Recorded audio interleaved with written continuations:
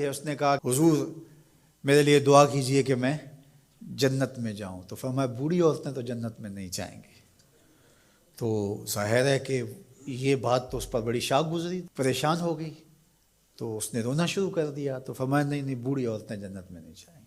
خاصی پریشان ہوئی تو حضور نے مسکرا کے کہا جو بھی جائیں گی جوان ہو کے جائیں گے، جنت میں بڑھاپا نہیں ہوگا۔ 33 سال کی عمر کا ہر شخص ہوگا، مرد بھی اور عورت۔ جردن مردن، داڑھی بھی نہیں ہوں گی، مونچھیں بھی نہیں ہوں گی، اور صرف انبیاء علیہ السلام کی کچھ ذوات ہیں اعزاز کے طور پہ جن کی داڑیاں ہوں گی، باقی جردن مردن فرمایا گیا ہے۔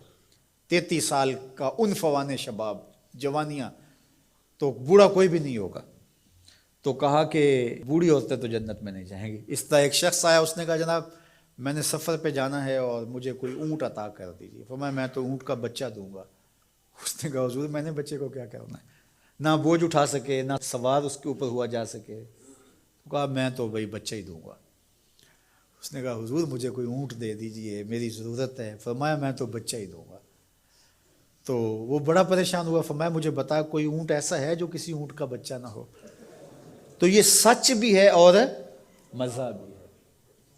ایک صحابی تھے، وہ حضور علیہ السلام کے لیے دیہات کی چیزیں لایا کرتے تھے۔ وہ ہوتا نا ہمارے بھی دیہاتی دوست آتے ہیں، گڑ لے آتے ہیں، کوئی ساگ پات لے آتے ہیں، تو اس زمانے میں جو بھی دیہاتی چیزیں تھیں، تو وہ بدو تھا کسی دیہات کا، تو دیہات کی کوئی چیزیں لے آیا کرتا تھا، اور پھر حضور اس کو شہر کی چیزیں دیا کرتے تھے۔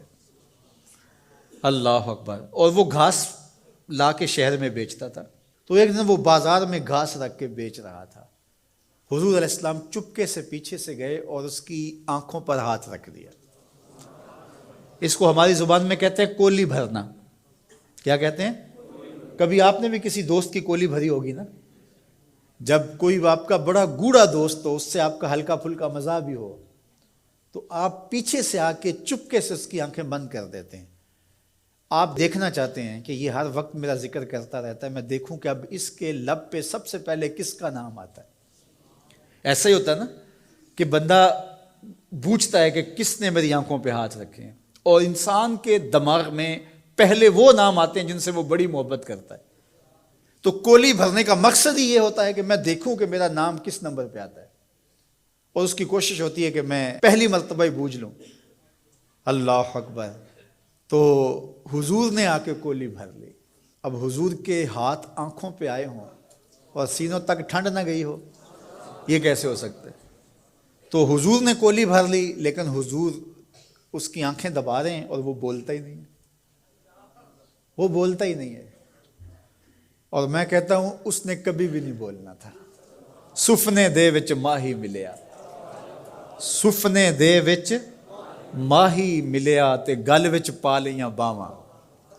سفنے دے وچ ماہی ملیا تے گل وچ پا لیاں باواں، ڈر دی ماری اکھ نہ کھولا متیں پھر وچھڑ نہ جاواں۔